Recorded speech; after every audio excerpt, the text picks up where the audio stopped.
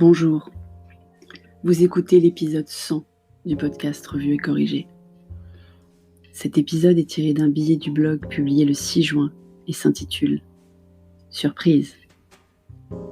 Se réinventer en confinement et en déconfinement.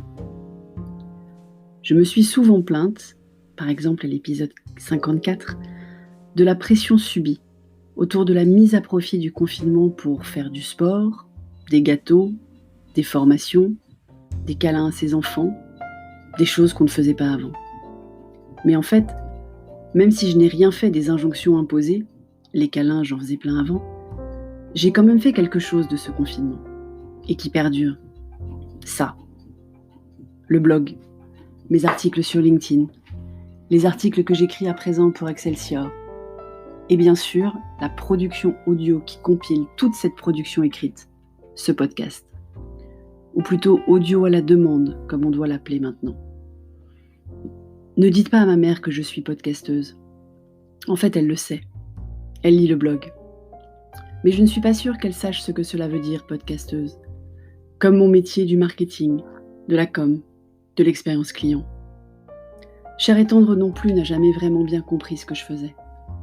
Quant à Petit Dom, il me dit que les épisodes boulot du podcast sont ceux qu'il comprend le moins bien. Mais Cher et tendre et Petit Dom écoutent le podcast.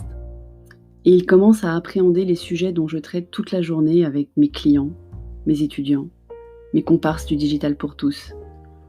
Même s'ils sont parfois critiques sur ma narration d'événements familiaux.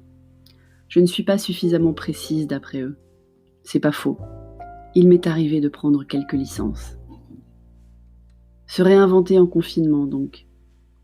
C'est un peu le mot d'ordre du confinement. Et du déconfinement, non? Bien sûr, je l'ai conseillé à certains de mes clients. Je le recommande dans mes articles à angle professionnel.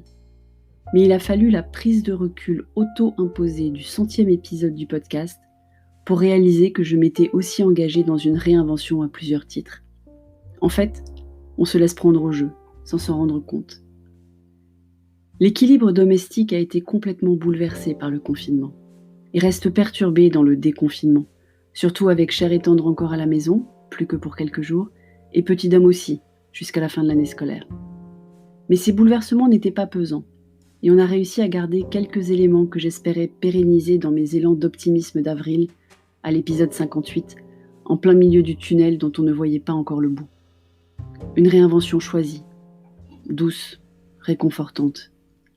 Cette écriture, puis cette lecture, ce sont mes doudous en fait, mon exutoire, ma prise de recul nécessaire sur un monde devenu trop affirmatif, trop dichotomique, trop rapide, un monde pas assez en substance, en analyse, en profondeur. On va où maintenant? Forcément, le monde d'après n'est pas vraiment là, et le monde de maintenant n'est pas d'une sérénité folle, donc j'ai encore plein d'humeur à partager, de questionnements à poser, d'idées à proposer, de coups de gueule à pousser aussi sûrement. J'ai envie de me poser en terrasse et de commenter le monde qui passe, autant que le monde que j'observe à travers la multitude d'écrans dont nous sommes équipés. Un jour, il faudra que je fasse un billet sur les écrans quand même.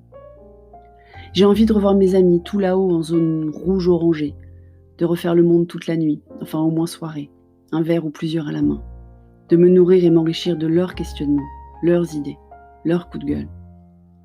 J'ai envie de partir en vacances, me caler dans un transat avec un bouquin et oublier le monde pendant quelques heures aussi. La question qu'il reste, c'est donc à quand la pause estivale? Ben oui, il en faut bien une.